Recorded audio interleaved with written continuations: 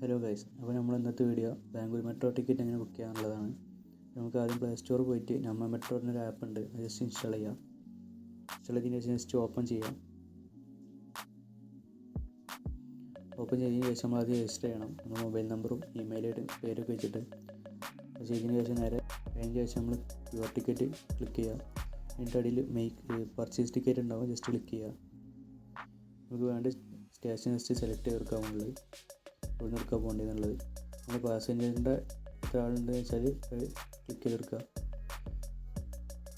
ഒറ്റ QR code ഉണ്ടാവുള്ളൂ. ആ QR കോഡ് യൂസ് ചെയ്താണ് മൂന്നാളും ഗേറ്റ് വഴി പാസ് ചെയ്യൽ. അല്ലെങ്കിൽ കൗണ്ടറിൽ കാണിച്ചാൽ ഒരു ടിക്കറ്റും തരും. നമ്മൾ പ്രൊസീഡ് കൊടുക്കുക, കൺഫേം കൊടുക്കുകയാണ്. 200 മിനിറ്റിൻ്റെ ഉള്ളിൽ നമ്മൾ ട്രാവൽ ചെയ്തിരിക്കണം, അല്ലെങ്കിൽ ടിക്കറ്റ് വാലിഡ് ആവില്ല. ചെസ് കൊടുക്കുക. എന്നിട്ട് നമ്മൾ പേയ്മെൻറ്റ് ഡീറ്റെയിൽസ് കൊടുക്കുക. ഗൂഗിൾ പേ, ഫോൺ പേ ഏതാ വെച്ചാൽ സെലക്ട് ചെയ്തിട്ട് ജസ്റ്റ് പേ ചെയ്യുക. അപ്പോൾ നമ്മൾ ടിക്കറ്റ് QR കോഡ് അവിടെ ആപ്പിൽ വന്ന് കിടക്കുന്നുണ്ടാവും.